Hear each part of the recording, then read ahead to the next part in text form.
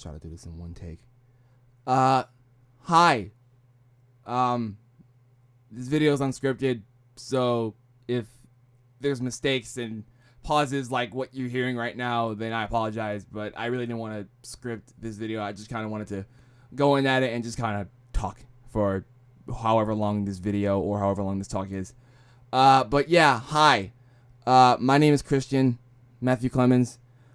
Most of you know me as either MC Cubed, or Cubo, depending on what side of the internet you found me on. Or if you know me in real life, you know me as just Christian or MC. On Tuesday, November 2nd, 2004, at 12:02 a.m., I was born. And life's been crazy so far. I just kind of wanted to tell y'all, my life story and, what I've been doing and what I'm planning to do and, why I am the way I am and, with things that have been going on with my life.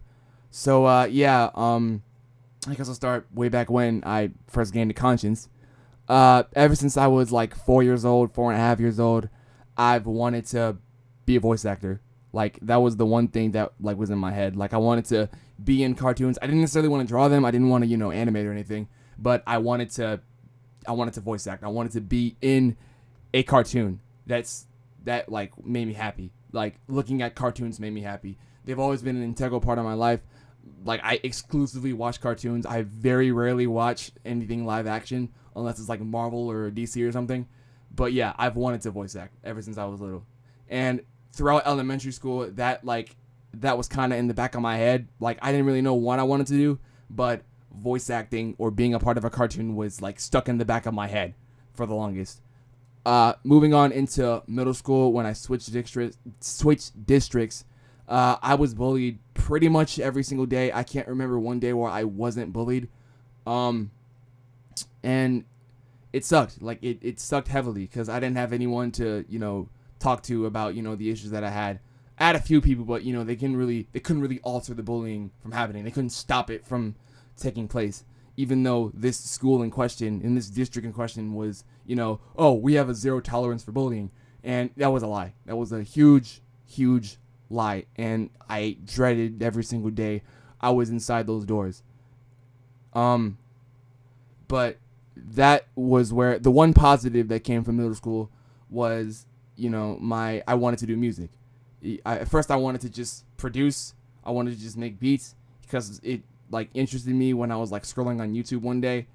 And after that, maybe a few months after that, I decided that I wanted to be a performer, not just producing and mixing and mastering, but also rapping and singing and songwriting. So I'm out of middle school. I'm coming up with ideas for what my first album will be, what I'm going to do with it, what I'm going to put on it, what should I do? How do I go about making this project? And this is something that would carry over into high school, where the bullying has somewhat subsided, but it's still present and it's still very annoying, and I still hate it every single day.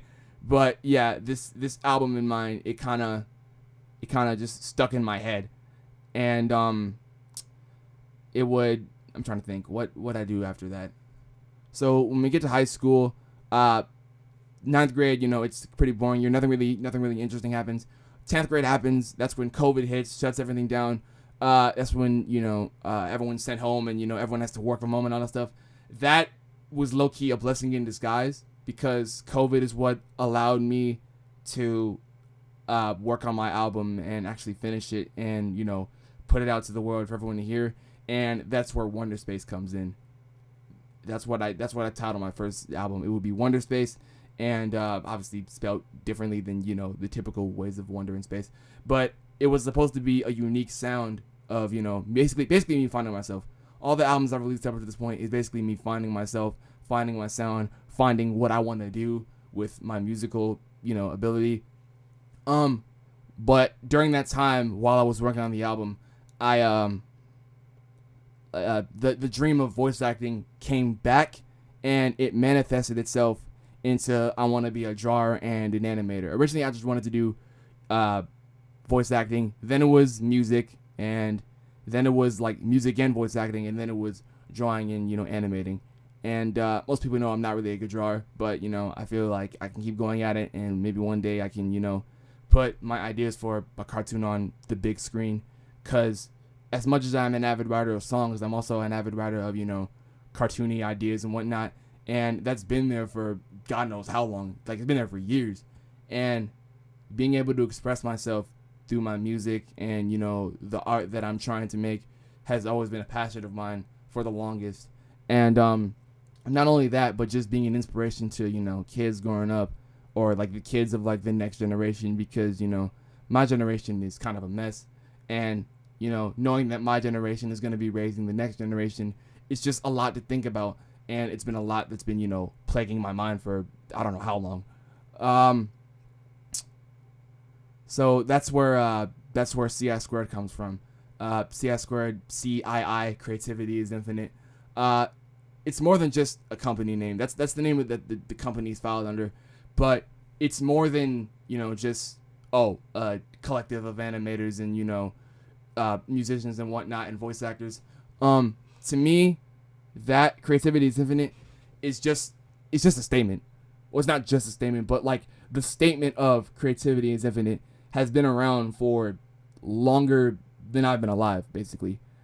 So seeing, other artists and animators and seeing a bunch of other cartoons and musicians, exert their craft and give it out to the world, that's kind of morphed me into the person I am today and the person I am right now.